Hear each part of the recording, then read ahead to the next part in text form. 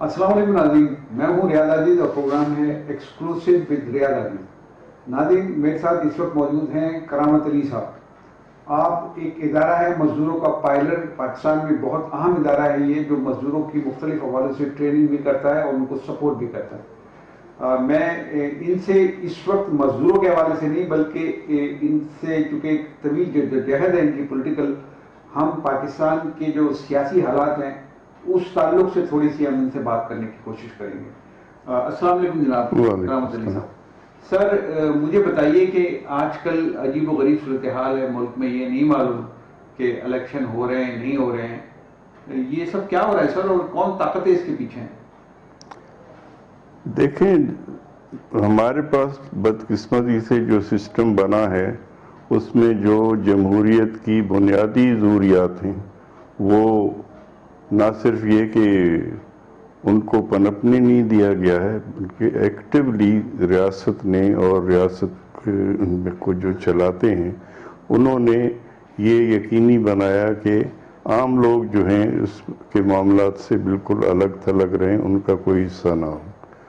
جب تک وہ چیز نہیں بدلے گی کہ عام لوگ جو ہیں، اب آپ دیکھیں کہ ہماری جو پارلیمنٹ ہے اس کے اندر آپ کو کوئی مزدوروں کسانوں کا نمائندہ نہیں ملے گا، اس کے اندر کوئی نچلے درمیانے طبقے کے لوگوں کا نمائندہ نہیں ملے گا۔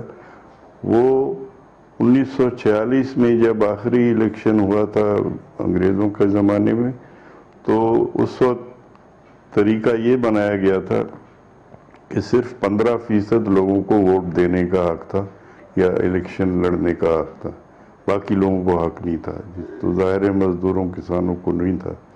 لیکن اس میں انہوں نے کچھ ریزرو سیٹیں رکھی تھیں مزدوروں کسانوں کے لیے، کچھ خواتین کے لیے، اور جو پارلیمنٹ بنی تھی اس میں 90% کے قریب جو تھے وہ بڑے جاگیردار لوگ اور جو پیسے والے لوگ تھے وہ الیکٹ ہو کے آئے تھے۔ تو اب ہم جو دیکھتے ہیں کہ اب ووٹ تو 100% لوگوں کا حق ہو گیا ہے، ایڈلٹ فرنچائز ہو گیا ہے، لیکن الیکشن لڑنے کے لیے جو طریقہ کار ہے اس میں کوئی عام آدمی جو ہے وہ سوچ بھی نہیں سکتا۔ یہ تو ایک جنرل بات کر لی نا آپ نے کہ جو پولیٹیکل سسٹم ہے ہمارے یہاں، اس پہ بات آپ نے کر لی۔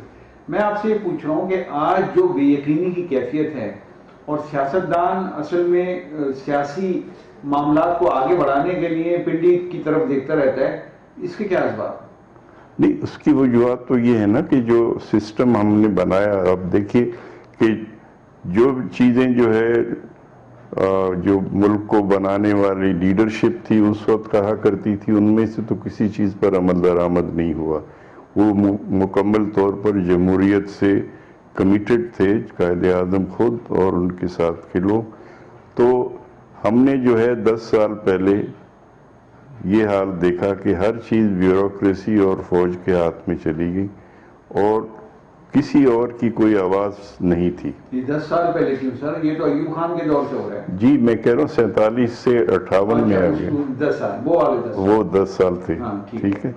تو اس میں جو آئین بنا تھا بڑی مشکل سے بنا 1956 کا، تو اس کو 2 سال کے بعد ہی جو ہے وہ اسکریپ کر دیا گیا۔ یہی حال اس وقت ہوا جس میں جو میں نے بتایا کہ جو مزدوروں کے حقوق کے حوالے سے قوانین تھے ان کو تبدیل کر دیا گیا۔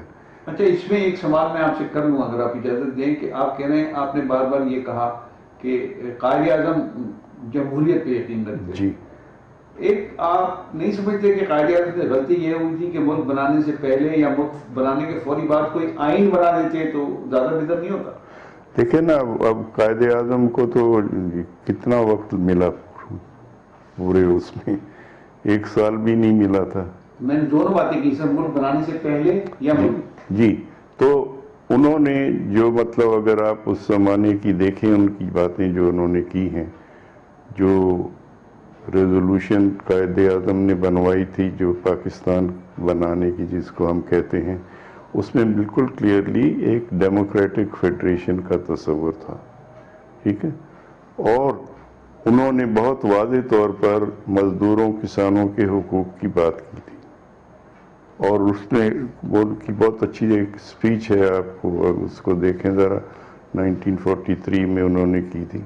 تو وہ گئے تھے رورل ایریاز میں، جا کر انہوں نے حالات دیکھے، تو واپس آ کے انہوں نے جو تقریر کی وہ بہت انٹرسٹنگ ہے کہ میں گیا ہوں، میں نے دیکھا ہے کہ وہاں لوگوں کو 2 وقت کی روٹی ملنا جو ہے وہ مشکل ہے، اور یہ جو ہمارے جو لوگ ہیں جاگیردار ہیں یا سرمایہ دار ہیں، ان کے منہ کو خون لگ گیا ہے، اور یہ جو ہر وہ چیز کرتے ہیں جو ان کے آقا ان سے چاہتے ہیں، اور اپنے لوگوں کے لیے کچھ بھی کرنے کو تیار نہیں ہے.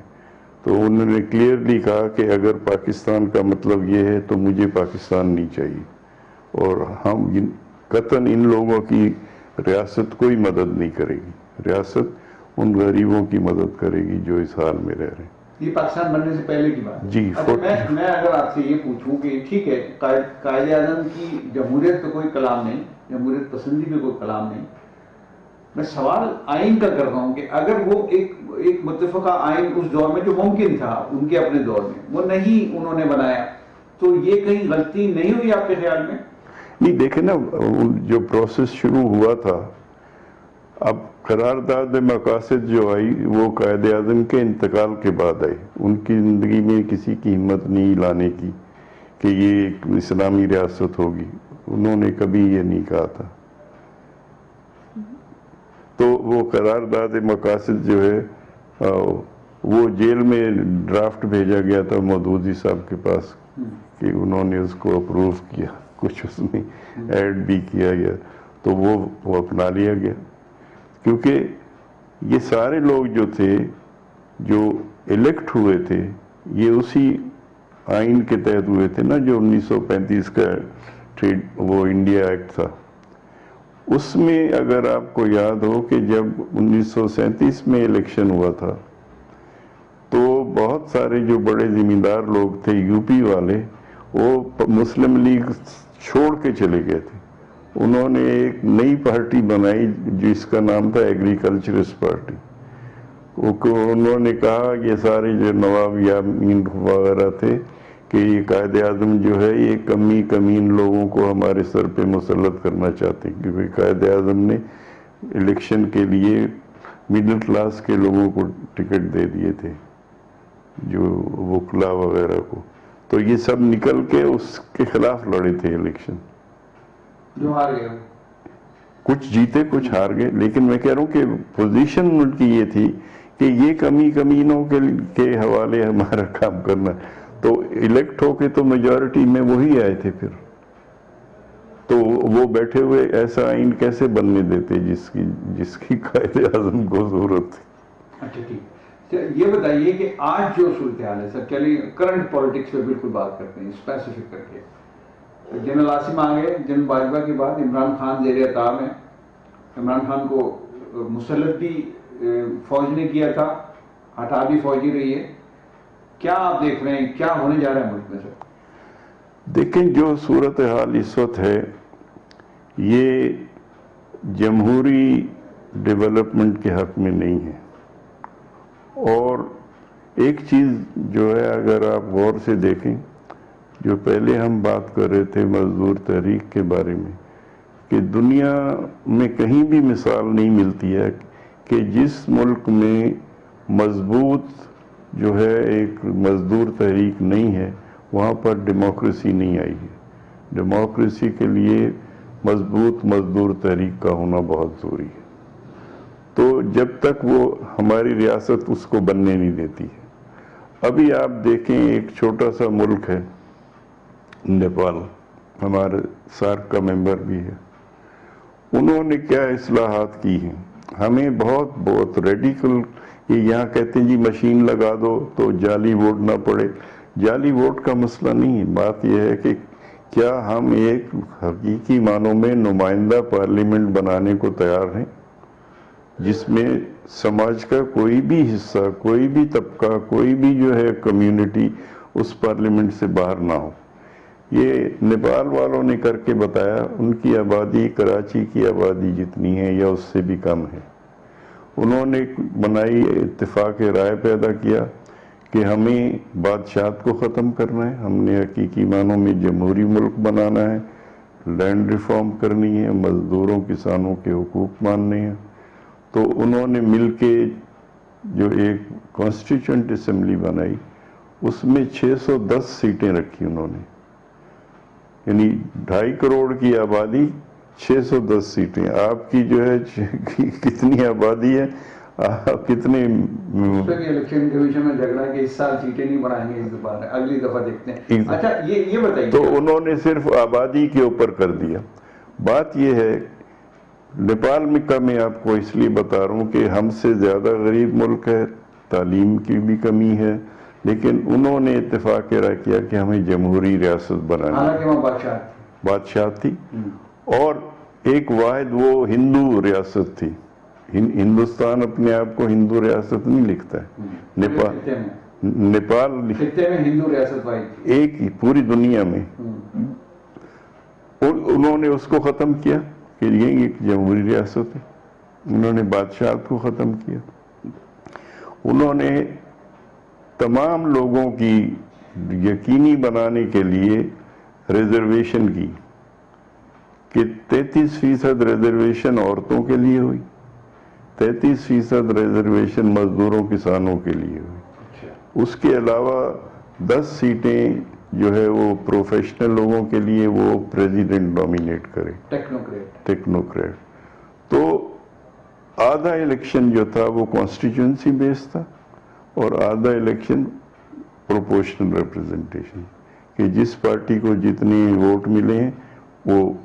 تو 300 سیٹیں جو تھیں وہ الیکٹ ہوئیں کانسٹیٹیوئنسی بیس پہ، 300 اور 10 جو ہے وہ نامینیٹ۔ اچھا، پاکستان میں یہ ہو سکتا ہے کہ کیوں نہیں ہو سکتا ہے؟ دنیا بھر میں جو ہے جہاں جمہوریت آئی ہے وہاں پروپورشنل جو قوتیں بیٹھی ہیں وہ ہونے دیں گی نہیں، تو وہ تو جب تک ہم ڈیمانڈ ہی نہیں کریں گے تو کیسے ہوگی؟ ہمیں یہ ڈیمانڈ کرنی چاہیے کہ ایک حقیقی ریپریزنٹیٹیو پارلیمنٹ ہو۔ جو پولیٹیکل پارٹیز حکومتوں میں بیٹھی رہتی ہیں، پاکستان پیپلز پارٹی اس میں سب سے بڑی ہے، نون لیگ ہے، وہ یہ ہونے دیں گی؟ دیکھیں نا، بات پھر وہیں آ جاتی کہ جن کو نمائندگی ملنی چاہیے اگر وہ نہیں اٹھائیں گے تو کوئی اور نہیں کرے گا، اگر وہ اٹھائیں گے تو پھر وہ فیصلہ کر سکتے ہیں کہ ہم کس کو ووٹ دیں گے، اپنی پارٹی بنائیں، اپنی جو تحریک جو ہے بنائیں مزدوروں کی مضبوط۔ تو یہ کام وہاں ہوا ہے۔ اس وقت آج جو سیاسی جماعتیں ملک میں ہیں اس میں سے کوئی ہے آپ کی نظر میں تھوڑی بہت جمہوریت پسند یا صرف اقتدار پسند پارٹیاں ہیں؟ بنیادی طور پہ اقتدار پسند ہے، بنیادی طور پہ۔ کچھ ہیں جو تھوڑا بہت جو ہے وہ مطلب حصہ لوگوں کو دینے کے بارے میں سوچتی ہیں، لیکن کمٹمنٹ کے صحیح معنوں میں ایک جمہوری نمائندہ پارلیمنٹ کے ذریعے جو ہے جس میں عوام کا ہر حصہ بیٹھا ہوا ہو اور اپنی بات خود کر سکے، اس کے بغیر ہم آگے نہیں بڑھ سکیں گے، اور وہ ابھی تک ہمارے ہاں زیر بحث نہیں ہے۔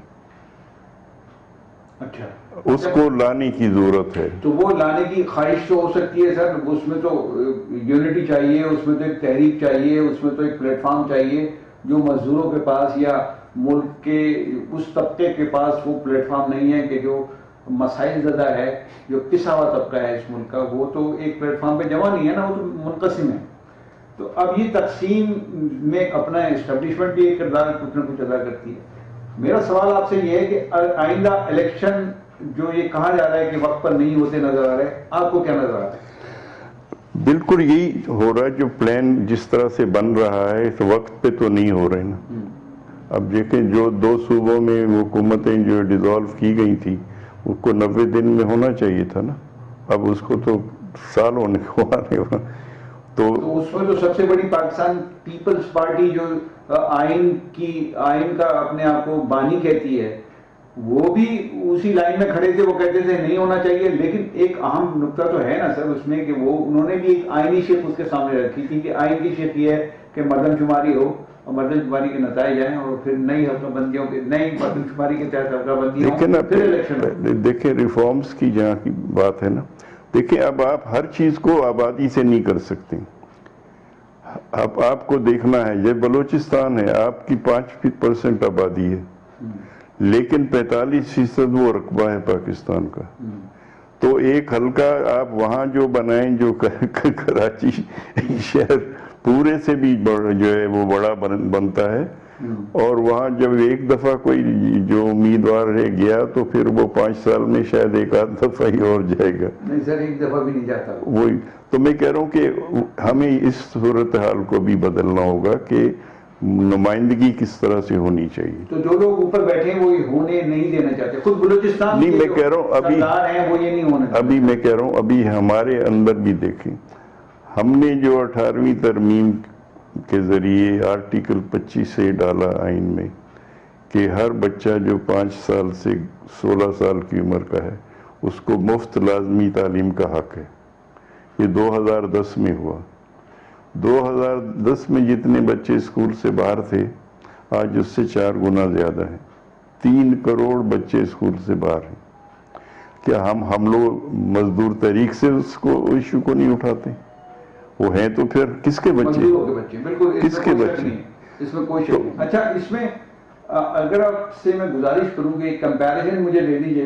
ایک عمران خان کی حکومت گزری اس ملک میں، ایک یہ جو حالیہ جو پی ڈی ایم کی حکومت تھی یہ گزری، یعنی اتحادی حکومت کہہ لیجیے آپ اسے. کیا کمپیریزن آپ کر رہے ہیں اور کیا آپ دیکھ رہے ہیں کہ اس میں کوئی فرق تھا یا ایک ہی صف میں کھڑے ہو گئے محمود ایاز؟ دیکھیے، آپ ایک انڈیکیٹر دیکھ لیں کہ 1988 میں جو آئی ایم ایف کے ساتھ معاہدہ ہوا وہ اسی طرح جاری رہا جتنی بھی حکومتیں بدلی. کسی حکومت نے یہ نہیں کہا کہ بھئی یہ ہماری پارلیمنٹ نے منظور نہیں کیا. کیسے وہ 3 یعنی 60 سال کا عرصہ اس کا ہے جو لون آ رہے ہیں. اس کا مطلب آپ 3 نسلوں کی بات کر رہے ہیں. ان بیچاروں نے کیا گناہ کیا ہوا ہے کہ ان کے نام پر آپ ابھی قرضہ لے رہے ہیں اور وہ اسکول پہ خرچ نہیں ہو رہا ہے، وہ پرانے قرضے ادا کرنے پہ ہو رہا ہے. وہ پرانے قرضے لے کے آپ نے کہاں لگائے تھے؟ کوئی غریبوں کے کام آئے؟ نہیں، وہ ملک پہ تو ہے نا، وہ خرچ کہاں ہوئے، کس کی جیب میں گئے تو الگ سبجیکٹ ہے نا. نہیں، میں کہہ رہا ہوں کہ یہ بات دیکھنے کی ہے نا. تو کسی بھی حکومت نے اس کو نہیں چیلنج کیا. جب 1988 کا الیکشن ہوا اور نئی پارلیمنٹ بنی، ہم لوگوں نے، ہمارے ایک دوست نے وہ معاہدہ جو آئی ایم ایف سے ہوا تھا، یہ پبلک تو کرتے نہیں ہیں، اس کی کاپی حاصل کی. ہم نے تمام ممبران جو اسمبلی میں آئے تھے ان کو ایک کاپی بھیجی کہ بھئی اس کو پڑھیں. اور یہ 3 دن پہلے الیکشن سے جو ہے یہ ہمارے اوپر مسلط کر دیا گیا. غیر قانونی، غیر آئینی حکومت تھی. میرا سوال سر تھوڑا سا فوکس کر لیجئے. میں یہ جاننا چاہتا ہوں کہ کیا اس نظام کو، یعنی ہم پیپلز پارٹی کو بھی ایک ہی خانے میں رکھیں؟ سوال میرا یہ تھا بیسیکلی کہ یہ عمران خان اور پیپلز پارٹی اور نون لیگ یہی بڑی جماعتیں تھیں. اقتدار بدلا، کچھ 1.5 سال انہوں نے حکومت کی. کوئی ان دونوں میں آپ فرق محسوس کیا آپ نے، یا یہ بھی وہی معاہدہ کر رہے ہیں آئی ایم ایف سے جو بے نظیر بھٹو کے دور میں ہوا تھا 88 میں؟ بے نظیر بھٹو کے دور میں نہیں، ان کے آنے سے پہلے 2 مہینے پہلے. جی ہاں. تو وہی چلا آ رہا ہے، وہی چلا آ رہا ہے. اور کسی نے کوئی اس کے بارے میں کوئی پبلک میں بات کرنے کی کوشش نہیں کی. دیکھیں، لاطینی امریکہ کے بہت سے ملکوں میں یہ آئی ایم ایف کا وہ چلتا تھا، لیکن وہاں جب حکومتیں بدلی، جمہوری حکومت آئی، ان لوگوں نے کہا کہ جی آپ اس سارے کو ہمارے ساتھ ری ورک کریں.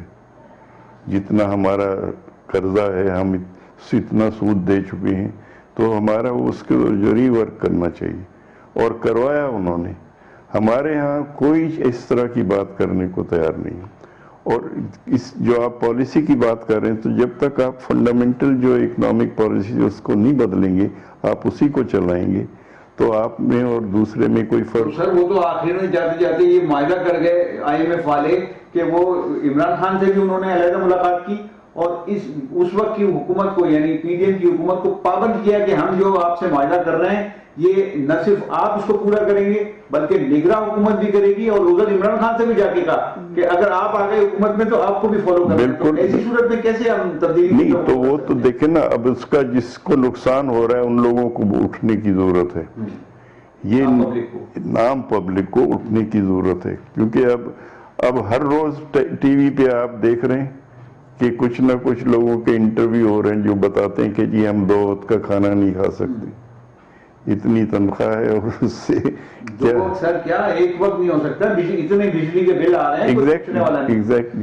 تو جب تک وہ لوگ نہیں اٹھیں گے، جب تک وہ لوگ اپنا آواز نہیں اٹھائیں گے، اس میں تبدیلی نہیں آئے گی، اس لیے کہ جو حکمران ہیں ان کو تو اس سے کوئی نقصان نہیں ہو رہا ہے، پورے طبقے کو، پورے طبقے کو، سب کو، اس میں وہ سارے شامل، ایلیٹ کلاس۔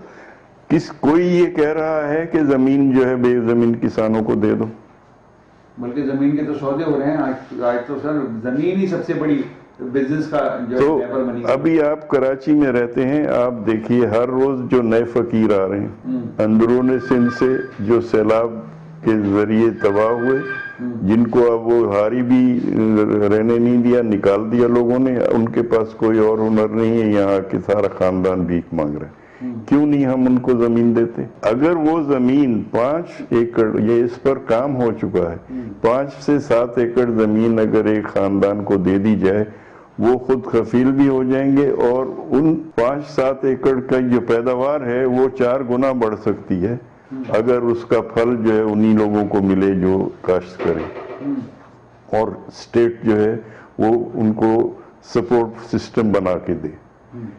ہمارے پڑوس میں جو اب پنجاب جب ڈیوائیڈ ہوا تو واگا سے ادھر کا جو زمین ہے اور جو اس طرف ہے، اس میں پتہ فرق کتنا ہے پیداوار کا؟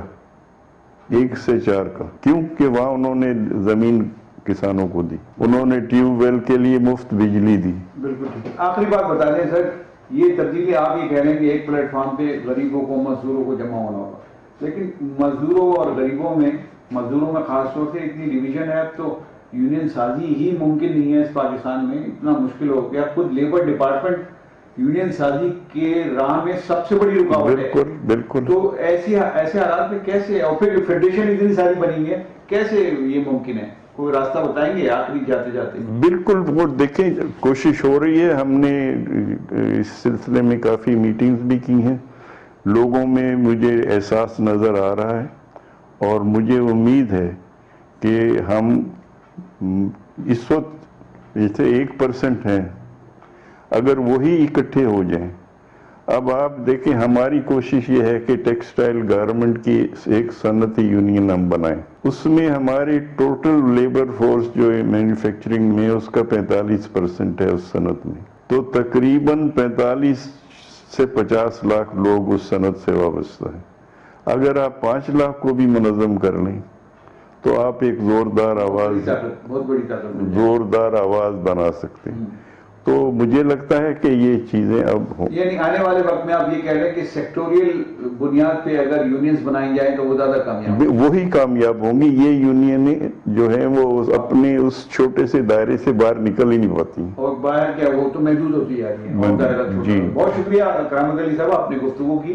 ناظرین، کرامت علی صاحب کی جو دانشورانہ گفتگو ہے اور جو ان کے اندر کا ایک درد ہے غریبوں کے لیے، انہوں نے بیان کر دیا۔ انہوں نے کہا کہ جب تک غریب اور مزدور متحد نہیں ہوں گے اس وقت تک وہ چیختے رہیں گے، چلاتے رہیں گے، ان کے مسائل حل کرنے والا کوئی نہیں ہوگا۔